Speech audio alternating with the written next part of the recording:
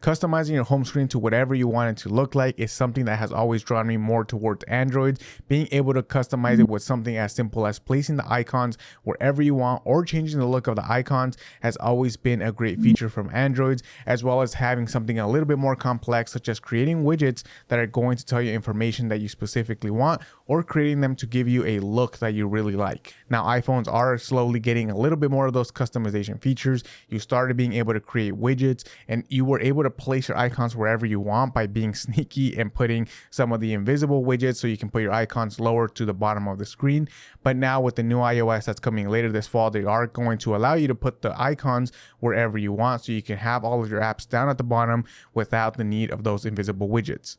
Now for me, I always like using widgets because I like having my home screen kind of like a dashboard, being able to go on, and as soon as you open your phone, you have your dashboard with all the information that you really wanted to see. For me personally, a lot of that has to do with the weather, with the time, kind of the battery percentage, just making sure that my phone is in a good state. And because of that, I want to talk about these two widgets that I have here on my phone, and then we'll move on down to the bottom of the screen to talk about the dock and what apps I have down there.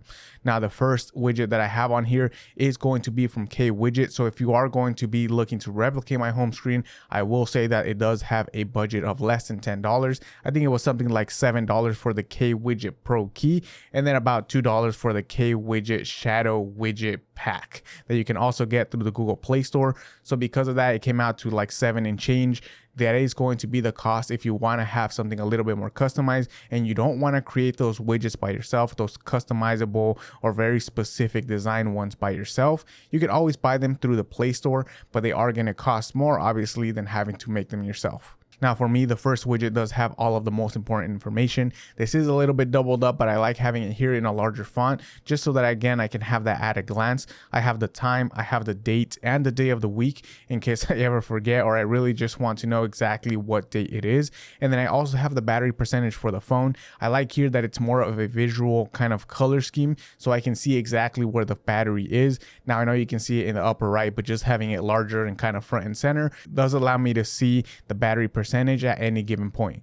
Now there is another piece of this widget that I'll get to in a second, but the second widget down at the bottom is going to be just weather related. Now the widget that came with the Shadow KWGT pack was missing one feature on this, which is the rain percentage. So I went ahead and added that. I'll get to kind of how to get to that point or how to add that to your KWidgets later on in the tutorial of this video.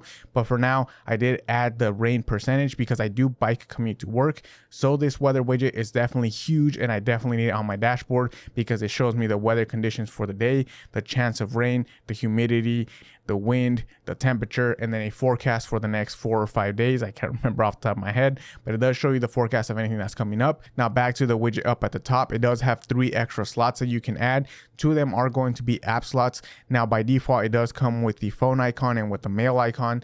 And because I didn't want to change these, I just made these those exact apps. Again, I'm going to be going through in the tutorial how to add those as well so that whenever you click it, it opens up the app. But basically, I have my phone app on here as well as my Gmail app on here as well in case whenever I want to open those apps. Now I added a couple extra apps rather than just having the dock down at the bottom. And then the third feature is going to be related to Google. Now you can set this up again to be whatever you want. It can open up Assistant, it can open up Chrome, it can open up really whatever you want. We'll get to that in the tutorial. For me, I've set it up to open up a Google search query so that whenever I click this icon, it straight takes me to the Google app and I can Google whatever I need to look. And then speaking of search bars as well, I've also been able to customize my Samsung through the One UI Good Lock app so that I can go ahead and use the spotlight feature that you would have on an iPhone. That's something that I've always missed when I came from iOS over to Android, being able to just swipe down and then search for whatever app I need. Luckily, One UI does allow you to do that. Good Luck has an app within the app called Home Up, which allows you to kind of customize the home screen to whatever you want. You can make the grid larger, make the grid smaller, whatever you may need, but there's also the feature on there to search while on your home screen. So now because of that, I don't have to have this whole home screen filled with apps. I don't have to use the app drawer, so there's no more need to open up the app drawer and search for that specific app that you want to look for, or even opening up the app drawer and then having to reach to the top to click that search. Instead, now it's just a swipe down for me and then it opens up that search bar and I can type whatever app I need to find rather than having to go and look for it. And for all the other apps that I do use on a daily basis, That's what the dock down at the bottom of the home screen is for. My Samsung Galaxy S24 Ultra fits up to 7 apps, and my Samsung Z Fold 5 only fits up to 5. So I did have to let go of 2 more apps on the Z Fold 5 whenever it's in close mode, but my S24 does have all 7 apps that I use on a regular basis. Now, 3 of these are going to be messaging apps. I have Google Messages, which I use for just my phone number, whatever text message I need to make. That's what that messaging app is used for. Then I also have Telegram for more tech-savvy Android texting, as well as using it with my wife who has an iPhone. And because we didn't want to use text message, I managed to get her onto Telegram. So now we're both using Telegram. And then the third one is going to be Slack, which is my work messaging platform. We use that at work, so I have that down here as well. And then I also have YouTube and Chrome. Both of them are going to be kind of for more research. I watch a lot of content on YouTube, some for entertainment, but some also for research whenever I want to purchase something. This is my main place. I go and research what other reviewers are saying about that product, as well as just watching content that I use for entertainment in the mornings whenever I'm making breakfast or things like that. I also watch a lot of video podcasts, and I watch them through the YouTube app. And Chrome is just my web browser of choice. I use this again for any research, any blogs, any reviews that I need to search up, as well as anything I need to find on Reddit. I don't like using the Reddit search function. Instead, I go through Chrome instead and Google it and just put Reddit at the end, and you'll see all of the Reddits that have come up on different subreddits for that review or for that product that I want to search. And then the other 2 apps are the ones that I managed to kill off of the Z Fold 5, so they're no longer on the dock, and that's going to be Google Photos. That's the one I like to use the most rather than the gallery from Samsung, just because there are some of the photos that I have backed up to the Google Cloud. So because of that, I do use Google Photos instead. And then the next one is going to be Garmin Connect. That one, again, I managed to take off of the Z Fold 5, but I like it on the S24 Ultra because I do use Garmin. I have the Garmin Epix as my main watch of choice, my main smartwatch or activity tracker of choice. So all of my health metrics, all of my health tracking is done through the Garmin app. But that's my main home screen. We're going to move on here to the tutorial so I can show you guys how to get this exact same home screen as myself. Now, if you guys follow this tutorial step by step, you'll manage to get the exact same home screen that I have, but feel free to play around with some of the widgets. If you don't like the Shadow K widget, you want something that's differently designed, same thing, just go to the Play Store, look up K widget widgets, and you will find different apps that will show you different designs, different ways you can do it. Even within the K widget Pro library, you'll be able to see other options. There are some that are free and then some that will be paid. Okay, so to walk you guys through, I am going to be using the Galaxy S24 Ultra. If you have another Ultra device, for the most part, the dimensions of the screen should work relatively the same. It'll only change if you guys do have a different size phone or a different aspect ratio, such as the Galaxy Z Fold 5. Overall, I'll show you guys how to kind of adjust that in case it does come to that, but for the most part, most phones will have relatively the same. So what you want to start off with here is I'm going to move over here to my second screen, and we're going to start setting up some widgets. So I'm going to set up here some widgets. I'm going to scroll down to the K widget library, and then you just want to set up whatever one. I'm going to set this 2x4 here, and then it's going to ask you to resize it. I'm going to resize it here for the full screen, and I want to make sure I'm only taking up half. So you'll see there's like half up here at the top, and then there's also enough space here for the other half down at the bottom. So I'm going to set it up like that. Just click here away from it, and it'll allow you to there. You'll see it says click to set up or long press to resize. I don't want to do any of that right now. Instead, I'm going to add a second widget, which is my bottom one. Same thing. You want to repeat that process. Find the K widget one, set up a different one. I'm going to do the 4x1 this time, and then just resize. So now you'll see we have 2 main widgets, and it's already starting to look a little bit like the other one. If I swipe to the left here, I have the top one, I have the bottom one. And if I swipe to the right, I have 2 different ones. So the first thing you want to do is we're going to set up the top one. We're going to click here, just click once, and it'll actually open up here the K Widget Pro library. As you'll see up at the top, you do have some of the free icon packs. You can discover new ones. It can bring them up as well. I'm using the Shadow K Widget pack, so I have it down here as my installed packs. I'm going to click on that one, and you'll see here it opens up the pack of every single widget that you can use. I'm going to scroll down to the bottom one, to the one that I've always wanted to use, and mine is in light mode. You'll see there's actually different ones here. There's one for a dark mode, there's one for a light mode. So if you do have a different home screen setup, you can go ahead and change to one of those instead and go to the dark mode instead. I'm going to be finding the light mode one, the one that has the date. You'll see here I just scrolled past the dark mode one right here. I'm going to continue until I find the light mode one. Oh, nope, there it is, Shadow 095. So that's going to be the one I want to install.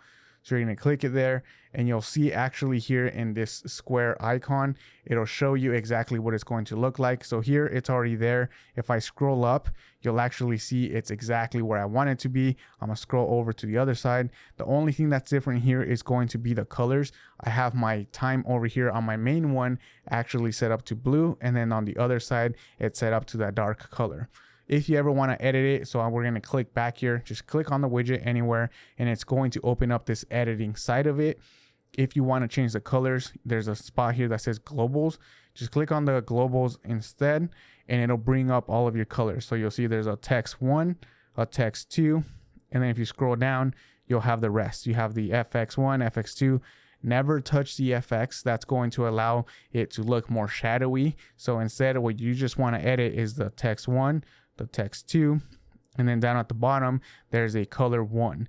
That's going to be the 3 different colors that are within the widget itself that you can edit. If you already like the way it looks, you don't need to edit any of this. I am a little colorblind, so I'm going to set it up relatively close to what my first one looks like, just so you guys can see. If you just click on the little square box that has the color in it, you can go ahead and adjust it to whatever you want. I have mine somewhat blue, so I'm just going to apply that. You'll see there the actual color on the first text on the time actually switched to blue. So now if I scroll up, you'll see it hasn't changed. There's one extra step that you had to do, was make sure you click back. It's still blue the way you set it up. What you want to do is you want to click the save button. There's a little save icon up at the top right.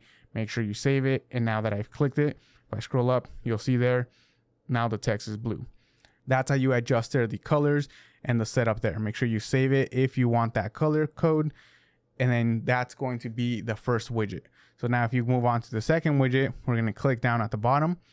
Same thing, go to the Shadow K widget, and then I'm going to scroll until I find that weather one. I found it here. It's the Shadow 041. That's going to be the light mode weather forecast one. I'm going to click that.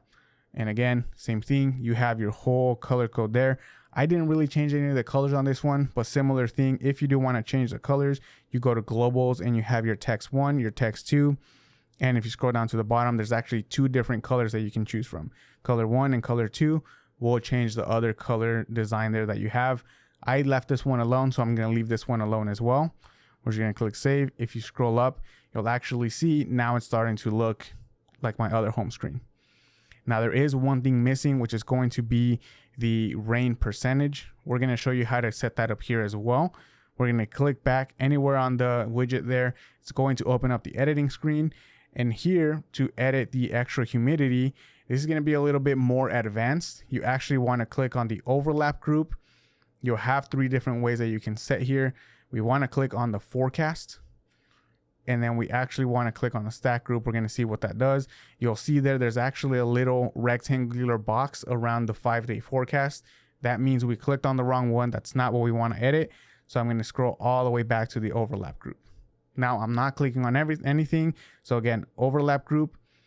Now I want to click on the top, current weather. And now you are on the top box. Now if you scroll down, you'll actually see there's a stack group down at the bottom that says wind 11 miles per hour, humidity 8%. So we're going to go ahead and click on that one. And now here it's just a simple copy and paste. I want to take the humidity. So I'm going to check that little box there on the right. I'm going to click the copy icon up on the top. It says copy to clipboard. And then you can actually just hit the little clipboard icon on the top right. It'll paste. You'll see it pasted another humidity because it's just a copy and paste. I'm going to click that last stack group that says humidity. There's a text box, which I want to click. And then click again on the text. And it'll allow you to set up the text to whatever you want. I'm going to delete that and just put rain. And then click the little check mark to say save. Now it says rain and it has a percentage. It's still the humidity percentage. So we have to go back. But first, always remember to hit the save icon on the top right. Now it's saved. You'll see there it comes up here on the front of the screen. Now we're going to scroll back. And now where it says 8%, it's another text box. So we're going to click it there as well. And now we're going to click the text again. And now you'll see this is actually a formula. It says $sign WI in parentheses HUM for humidity, $% percent. So now we're actually going to delete all of that. And KWidget actually is pretty cool because it allows you to see all the different things that you can set in there. It's not the right one. So it's not current weather. It's going to be under weather forecast here. Min max temperature. Yep, today's min temperature, today's max, today's forecast icon. We don't need any of that. We want today's chance of rain in percent if available. So you just click that and you'll actually see the formula editor change by itself. Now it says WF for weather forecast, rain C for rain conditions or rain chance, comma 0. I don't know what that means. I don't know what the comma 0 means, but then $sign and then the percent so you can get an actual percent. Click the check mark, make sure you save it. And now you have humidity and rain percentage. Now, again, it's a little bit more complex, but you can actually edit now. If we go all the way back, we want to make sure we edit this stack. You'll see the giant square box.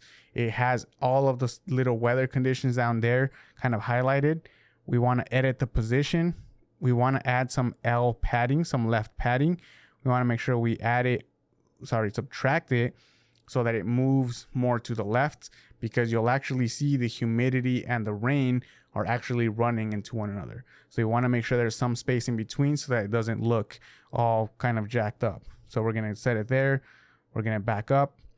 Now we want to go back again, but now we only want to mess with the rain. So we've moved everything to the left. Now I want to make sure I move the rain to the right.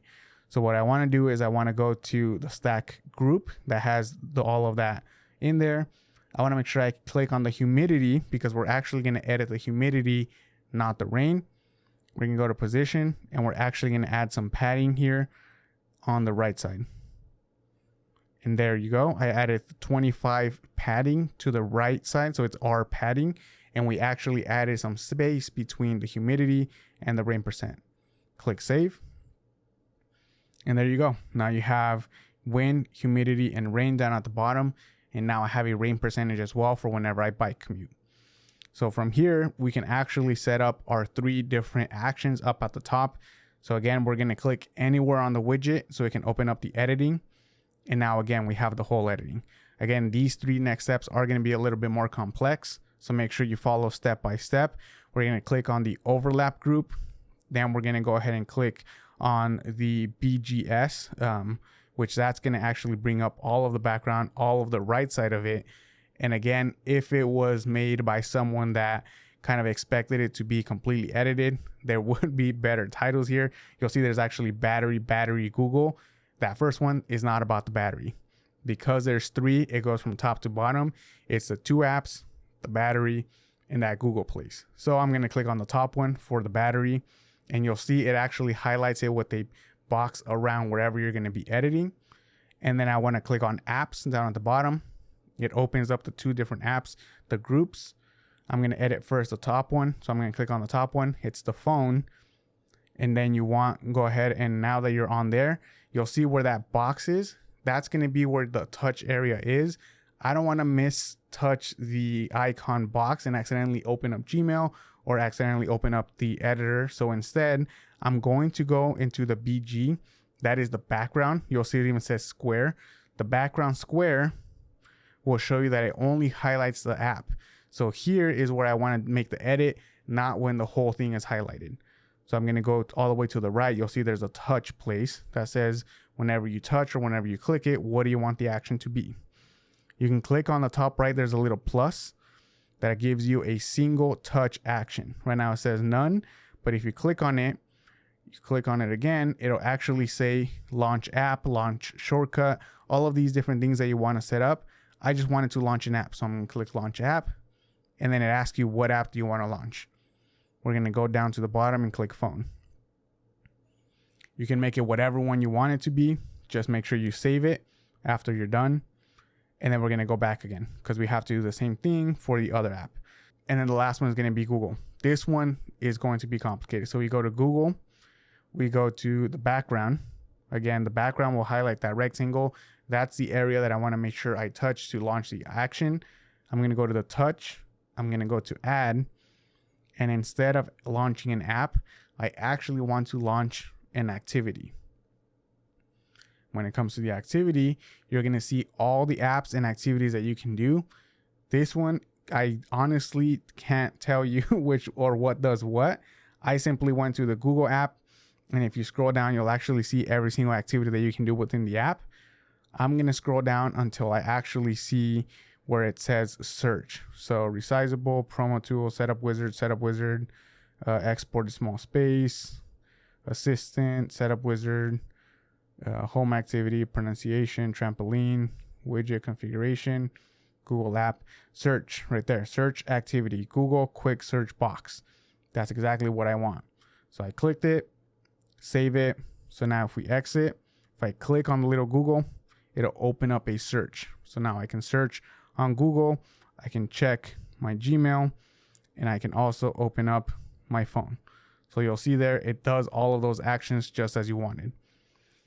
That's going to be both of the widgets. Again, it's a very slow process. You can mess around with the colors. You can mess around with the different apps, the different icons, the different backgrounds, the different actions that you want to do. If you do another activity, you can see every single one and just mess around, right? Like nothing is going to break. So if you do Google and you put launch app or you launch the wrong thing, just save, exit, click on it, see what it does. Is it not what you want? Then go ahead and go back into it, change the activity to something else, save, exit, click it, see what it does. That's really how you're going to learn. At least that's the way I did, rather than kind of searching everything else. Okay, as you guys just saw, it's not really that difficult to do some of these customizations. I really like that through Samsung. You don't even have to download a third-party launcher. You can just use One UI. A lot of that customization is allowed within One UI itself. The Good Lock app is definitely a huge resource for anyone that wants to customize their Samsung. I personally didn't really change the icons on mine. I do like the way they're designed from the Samsung One UI icons.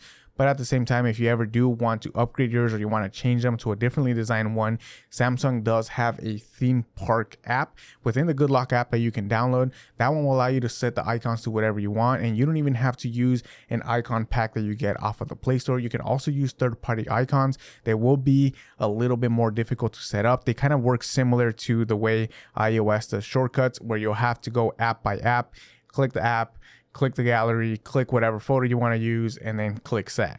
But because of that, it is a little bit more difficult. Like I said, I personally like the ones that Samsung One UI has. I have tried other ones. I downloaded this crayon icon pack. So if you do download something from the Play Store, it's a lot easier because it's already embedded into it. So in Theme Park, you can just put install icon pack and it'll bring up anything you downloaded from the Play Store. But that's all I have for you guys today.